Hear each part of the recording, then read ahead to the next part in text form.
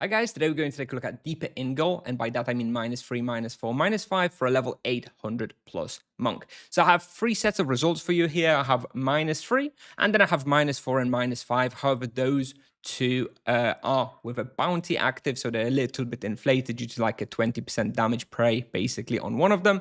As you can see, -3 results are slightly better. This is because -3 is in fact the best one. However, it is much more difficult than -4 and -5. So if you're thinking about checking out Deeper Ingol for the first time, I actually recommend you maybe go to -4 and -5 first. They are a lot easier than -3. However, if you want to keep scaling the respawn, you come here at a much higher level, then -3 is the best place to go. So with regards to the result that you can see here, I recommend starting level 800 plus. Raw experience you can expect is somewhere around 6.7 kk per hour. This is after accounting for Animus. Expected loot somewhere between 1.5 and 2 kk per hour. And I had full charms active while recording these videos, at least on the three main monsters. And something else to mention why I like Deeper Ingol compared to Surface is because there is a monster in Ingol, Harpy, which constantly debuffs your fist fighting. So there's a lot of Harpies on -1, -2, and on the surface level.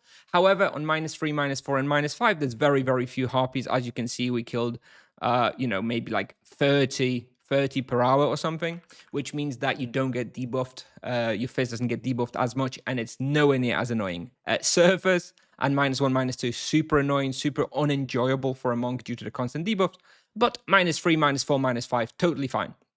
Overall tier rating, I give it as a B plus. I wondered about an A minus, but I stuck with B plus. It's okay, but it's not really like a great respawn. It's just kind of a bit of an alternative that's often available, at least in -4 and -5. For difficulty, I give it about a 7 out of 10 on -3 and 6 out of 10 on -4, -5. For the bestiary, it'll take you around 10 hours for everything. Requirements, already mentioned, 800 plus. You'll need the Cradle of Monster quest, and this place can be effectively done basically by everybody, although Night is a bit of a maybe. Don't really see it being very effective, but, if you're really desperate for bestiary, maybe you can do it.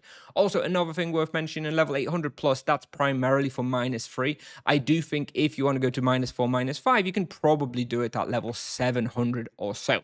With regards to imbuements, I recommend all standard and ideally energy protection. As you can see here, energy is around 15.6% of your damage here. So it's not a must-have, but it's certainly very helpful. Alternatively, you can consider using a prismatic ring.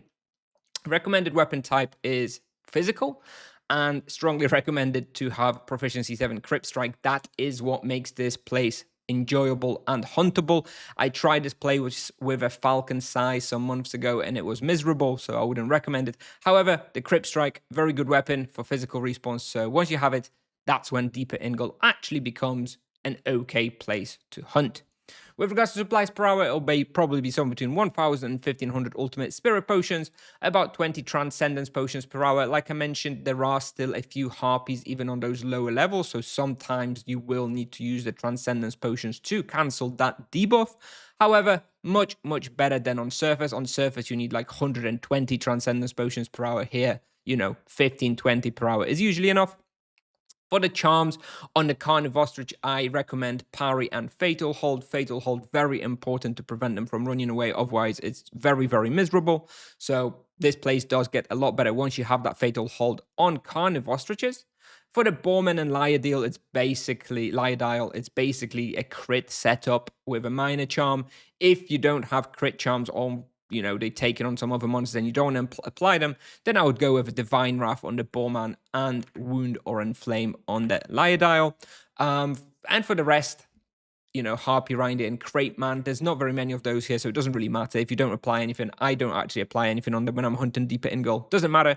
If you have some spare charms, of course you can apply them, but probably won't make too much of a difference. For the wheel, I'm currently running T2 Outburst with T2 Chain. This is currently the best wheel for solo hunting, but that may change with the upcoming vocation rebalance. However, overall, solo monk is not being changed all that much in the vocation rebalance. So I think this guide and this video as a whole will probably still be valid and valuable even after the rebalance. Nevertheless, the wheel may change, so do keep that in mind if you're viewing this video some months into the future.